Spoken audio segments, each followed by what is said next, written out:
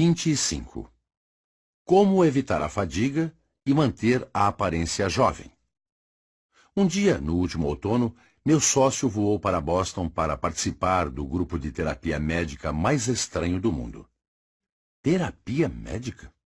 Bom, sim. Essa reunião acontece uma vez por semana no Boston Dispensary, e os pacientes que vão lá passam por exames médicos completos antes de serem admitidos. Na verdade, é uma sessão de clínica psicológica. Apesar de ser oficialmente chamado de Grupo de Psicologia Aplicada, anteriormente era chamado de Grupo de Controle do Pensamento, um nome sugerido pelo primeiro membro. O seu verdadeiro propósito é lidar com pessoas que estão doentes de tanta preocupação. Muitos desses pacientes são donas de casa emocionalmente perturbadas. Como é que um grupo focado em preocupações começou? Bom, em 1930, o Dr. Joseph H. Pratt, que tinha sido discípulo de Sir William Osier, observou que não havia nada de errado fisicamente com muitos dos pacientes de ambulatório que vinham ao Boston Dispensary. Eles tinham praticamente todos os sintomas de um corpo normal. As mãos de uma senhora estavam tão deformadas pela artrite que já não podia usá-las para nada. Outra estava numa incrível agonia com todos os sintomas excruciantes de câncer no estômago. Outras tinham dores de cabeça e todas estavam cronicamente esgotadas, com dores aqui ou ali. Na verdade, elas sentiam essas dores, mas os exames mais exaustivos mostraram que não havia absolutamente nada de errado com essas pacientes, fisicamente falando. Muitos médicos da velha guarda diriam que tudo não passava de imaginação, que é tudo coisa da cabeça delas. Mas o Dr. Pratt percebeu que seria perda de tempo dizer para elas voltarem para casa e esquecerem tudo aquilo. Ele sabia que a maioria dessas pacientes não queria estar doente. Se fosse fácil esquecerem suas dores, elas já teriam feito isso. Então, o que poderia ser feito? Ele iniciou esse grupo terapêutico diante de um coro de dúvidas vindo da incredulidade velada dos outros médicos. E esse trabalho operou maravilhas. Desde o início, milhares de pacientes foram curados por participarem do grupo. Alguns desses pacientes foram lá por muitos anos, assim como pessoas religiosas vão sempre às suas igrejas. Minha assistente conversou com uma paciente que não perde uma sessão há 9 anos. Ela disse que quando foi para essa clínica pela primeira vez, estava convencida que tinha os rins doentes e algum tipo de doença no coração. Vivia tão preocupada e tensa que de vez em quando tinha problemas de visão ou períodos de cegueira. Atualmente ela está muito confiante, cheia de alegria e com uma excelente saúde, aparentando 40 anos, mesmo com um de seus netos no colo.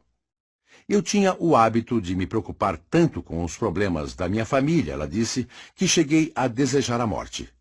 Mas aprendi, nesse grupo terapêutico, sobre a futilidade de viver se preocupando. Eu aprendi como parar com isso.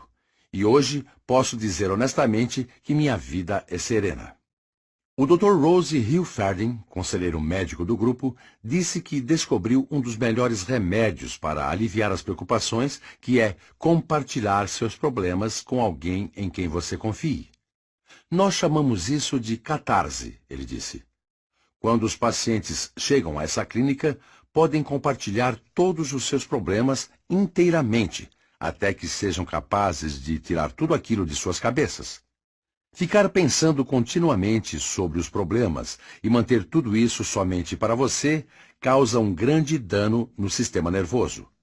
Nós todos precisamos desabafar com alguém. Temos que compartilhar as nossas preocupações. Nós temos que sentir que há alguém nesse mundo que está disposto a ouvir e é capaz de entender. Minha assistente testemunhou um grande alívio que ocorreu com uma mulher que passou a compartilhar todas as suas preocupações. Ela tinha preocupações em casa e, quando começou a compartilhar os seus problemas, parecia um chafariz descontrolado que espirra água para todo lado. Então, pouco a pouco, enquanto compartilhava, foi ficando mais calma. No final da consulta, estava sorrindo.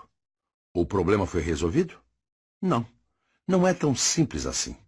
Mas o que causou a diferença foi o fato dela ter conversado sobre o problema, recebido alguns conselhos e sentido a simpatia da pessoa que a ouvia.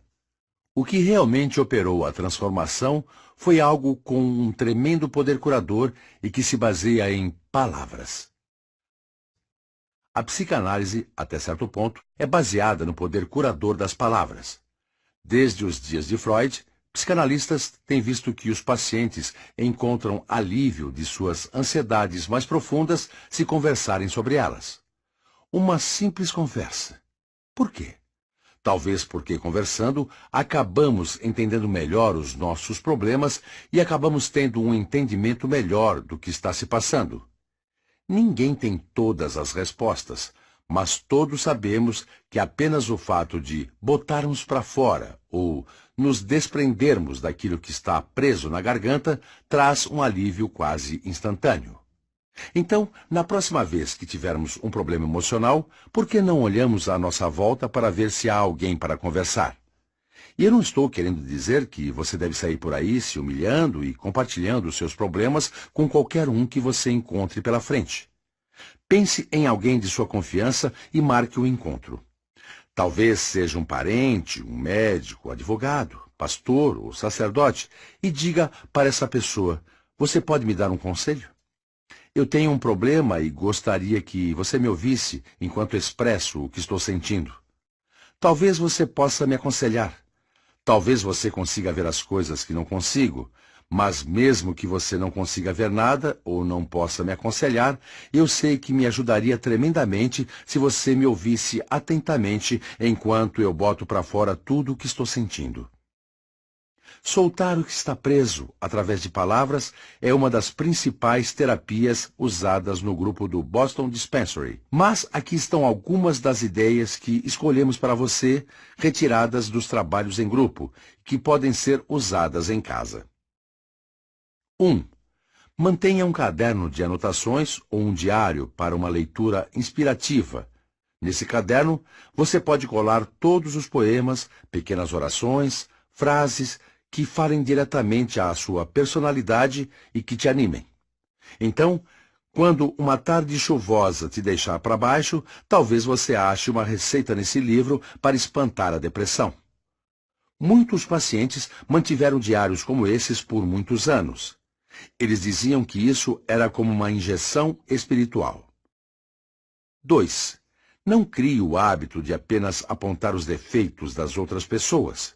Uma senhora do grupo percebeu que estava se transformando em uma esposa briguenta, irritadiça e constantemente de mau humor quando lhe fizeram esta pergunta: o que vai ser de você se o seu marido morrer? Ela ficou chocada com a ideia de ficar viúva e, por isso, sentou-se para fazer uma lista de todas as boas qualidades do seu esposo. Por que você não faz a mesma coisa se acha que está casado com um tirano ou uma tirana? Talvez você descubra, depois de rever a lista das virtudes de seu cônjuge, que ele ou ela é exatamente a pessoa que você sempre quis conhecer. 3.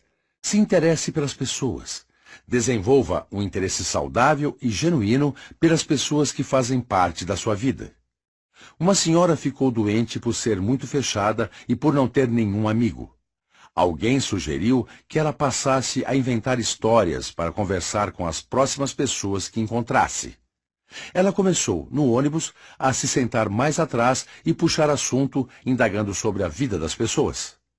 Antes que percebesse, estava conversando com pessoas em todo lugar, e hoje é uma pessoa feliz, ligada e muito simpática.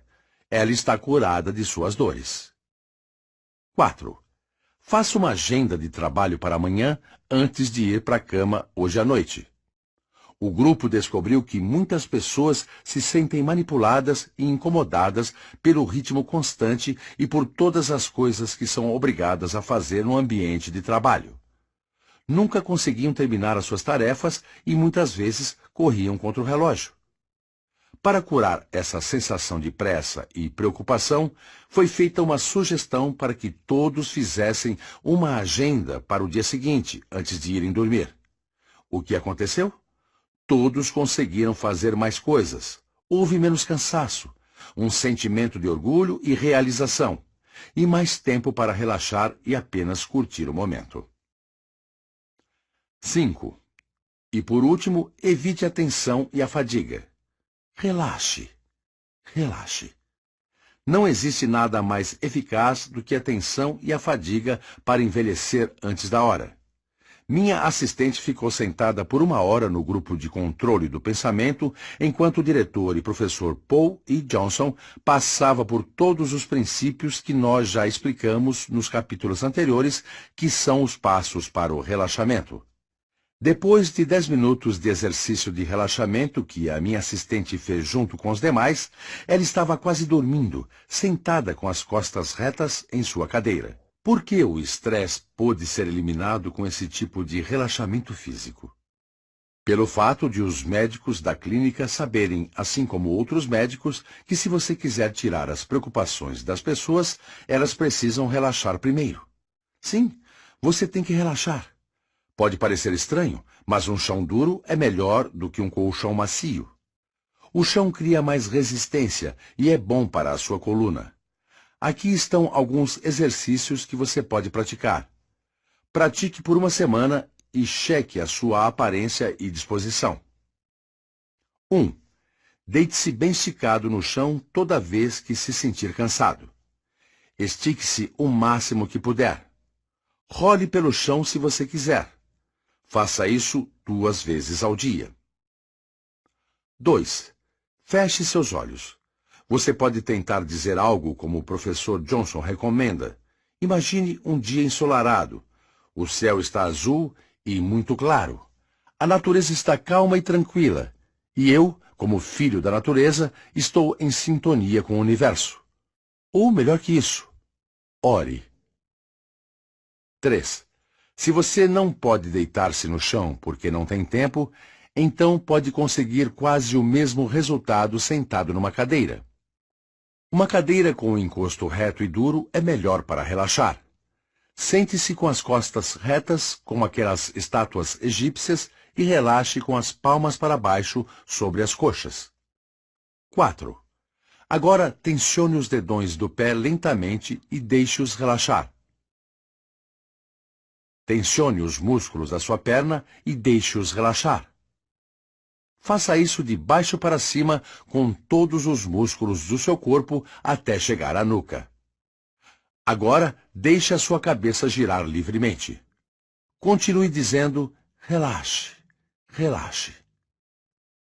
5. Acalme os seus nervos respirando lenta e constantemente. Respire profundamente. Os yogis da Índia têm razão. A respiração ritmada é um dos melhores métodos já inventados para suavizar o estado de nervos. 6. Pense nas rugas do seu rosto e no franzimento da testa e suavize todos eles. Afrouxe e separe aquelas dobras que você tem entre suas sobrancelhas e ao lado da boca.